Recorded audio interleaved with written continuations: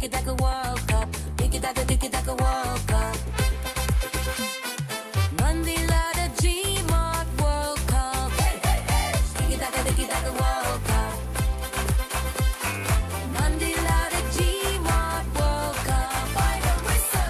ഗോളടിക്കൂ, football സമ്മാനമായി നേടൂ. LED ടിവികൾക്ക് 70% വരെ ഡിസ്കൗണ്ട്. ആഘോഷിക്കൂ ഈ ഫുട്ബോൾ വേൾഡ് കപ്പ് ഗോപുനന്ദിലെ G-Martiനൊപ്പം. മെയ്തർ ഈഗിൾസ് FC കേരള ഒരുക്കുന്ന ലോകകപ്പ് ഫൈനൽ മത്സരങ്ങൾ സ്റ്റേഡിയത്തിൽ വന്ന് കാണൂ. കിച്ചന്റെ കാര്യത്തിൽ I'm very particular. So in Royal ultra stylish modular kitchen. In Royal Home Spaces. In Royal Home Spaces, making your world a better space.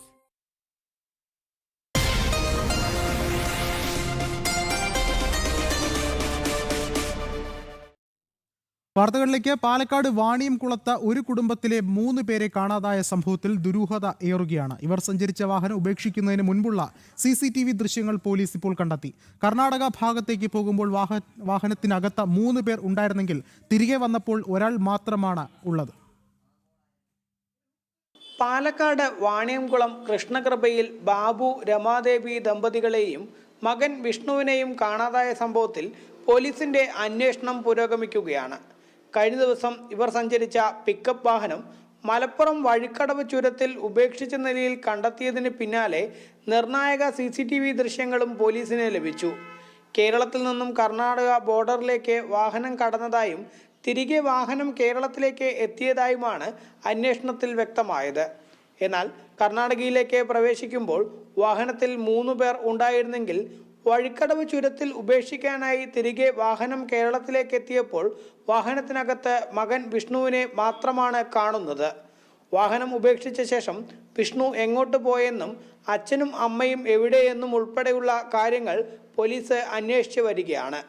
നിലവിലുള്ള അന്വേഷണ സ്ക്വാഡിന് പുറമെ മറ്റൊരു സ്ക്വാഡ് കൂടി രൂപീകരിച്ചിട്ടുണ്ട്. കുടുംബത്തെ കാണാനില്ലെന്ന് ബന്ധുക്കളുടെ പരാതി ലഭിച്ച ഉടൻ SI KP അശ്വിൻ്റെ നേതൃത്വത്തിലുള്ള പോലീസ് സംഘം CCTV ക്യാമറകൾ കേന്ദ്രീകരിച്ച് അന്വേഷണം നടത്തിയിരുന്നു. ഈ സംഘം നിലവിൽ മൈസൂർ കേന്ദ്രീകരിച്ചുള്ള അന്വേഷണം ഊർജിതമാക്കിയിട്ടുണ്ട്. 6 ദിവസം മുൻപാണ് അയൽവാസികളോട് ബന്ധുക്കളുടെ കല്യാണത്തിന് പോകുന്നതായി പറഞ്ഞ് കുടുംബം വീട് വിട്ട് ഇറങ്ങിയത്.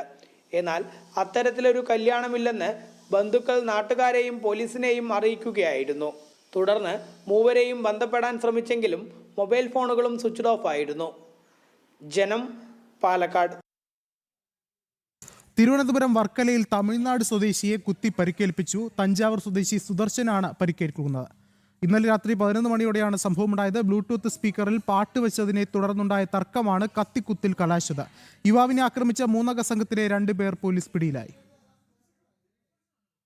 വർക്കല സൗത്ത് ക്ലിഫിന് സമീപത്ത് നൈറ്റ് ലൈഫ് ആസ്വദിക്കുന്നതിനിടയിലാണ് തഞ്ചാവൂർ സ്വദേശിയായ സുദർശന കുത്തേൽക്കുന്നത്. ഇന്നലെ രാത്രി 11 മണിക്കാണ് സംഭവം. സുഹൃത്തുക്കളായ സതീശനും കുമുദനുമൊപ്പം ബ്ലൂടൂത്ത് സ്പീക്കറിൽ പാട്ട് കേട്ട് നടക്കുന്നതിനിടയിലാണ് ആക്രമണം. പാട്ട് വെച്ചത് പ്രദേശവാസിയായ 3 യുവാക്കൾ ചോദ്യം ചെയ്തു. തുടർന്ന് വാക്കുതർക്കമുണ്ടാകുകയും തമ്മിൽ അടിപിടി ഉണ്ടാകുകയും ചെയ്തു. തുടർന്ന് കയ്യിൽ കരുതിയ കത്തി ഉപയോഗിച്ച് കുത്തി പരിക്കേൽപ്പിക്കുകയായിരുന്നു. സുദർശന്റെ വയറിന്റെ വലതുഭാഗത്തും തോളിലും മുതുകിലും പരിക്കേറ്റു. പരിക്കേറ്റ സുദർശനെ ആദ്യം വർക്കല താലൂക്ക് ആശുപത്രിയിൽ പ്രവേശിപ്പിച്ചെങ്കിലും ഗുരുതരാവസ്ഥയെ തുടർന്ന് തിരുവനന്തപുരം മെഡിക്കൽ കോളേജ് ആശുപത്രിയിലേക്ക് മാറ്റി.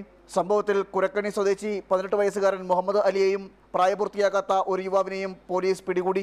സംഭവശേഷം ഓടി രക്ഷപ്പെടാൻ ശ്രമിച്ച പ്രതികളെ 1 കിലോമീറ്ററോളം പിന്തുടർന്നാണ് പോലീസ് കീഴ്പ്പെടുത്തിയത്. 3ാമത്തെ പ്രതിക്കായി തിരച്ചിൽ തുടരുകയാണ്. തഞ്ചാവൂരിൽ നിന്ന് 14 സുഹൃത്തുക്കൾക്കൊപ്പം ഇന്നലെയാണ് സുദർശൻ വർക്കലയിലെത്തിയത്. ജനം, തിരുവനന്തപുരം.